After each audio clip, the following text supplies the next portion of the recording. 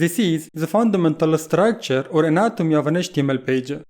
It includes the essential elements such as the doc type declaration, HTML, head and body elements that form the building blocks of all web pages.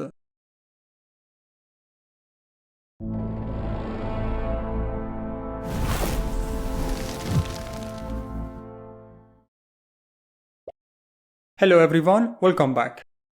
In this lecture, we'll cover all the necessary elements for creating a valid HTML page. Okay, let's start with the first one, which is the doc type declaration.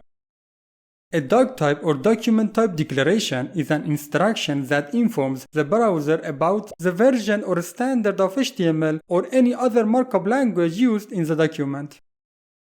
It's mandatory in all HTML documents and must be placed at the top of the document.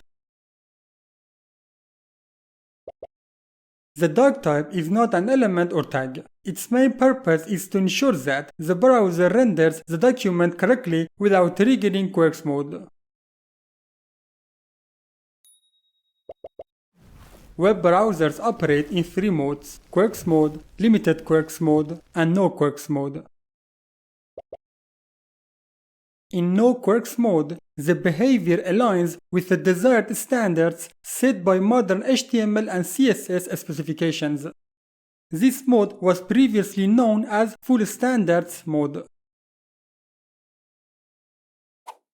Okay, a doc type declaration is placed at the top of a page before any other elements to ensure that the browser operates in no quirks mode.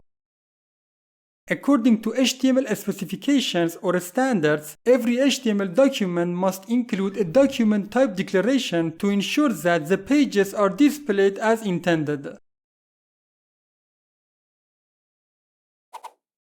The doc type for HTML5 is case insensitive and can be written in this manner. The doc type used in this example is the simplest and recommended by HTML5 standards. Previous versions of the HTML standard suggested alternative variants, but all modern browsers, when encountering this doc type declaration, operate to full standards mode. There is no valid reason to use a more complex doc type like this in HTML 4.01. Using a different doc type increases the risk of triggering quirks mode. Alright. After the doc type, we have the HTML tag. The HTML tag serves as a root element of an HTML document. It informs the browser the document is an HTML document.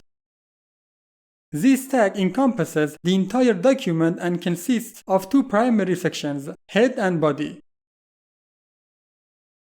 It's recommended always to include the lang attribute within the HTML tag to declare the language of the page. This attribute specifies the language of the page's text and aids search engines and browsers. Alright, the next tag is the head tag. The head tag in HTML is used to define the head portion of the document, which contains information related to that document. One commonly used element inside the head tag is the title tag. Unlike HTML 4.01, this element in HTML5 can be omitted. The elements within the head tag do not display on the page, they are purely informational. Okay, the body tag in HTML is used to define the main content of an HTML page. It's the second child of the HTML tag, following the head tag.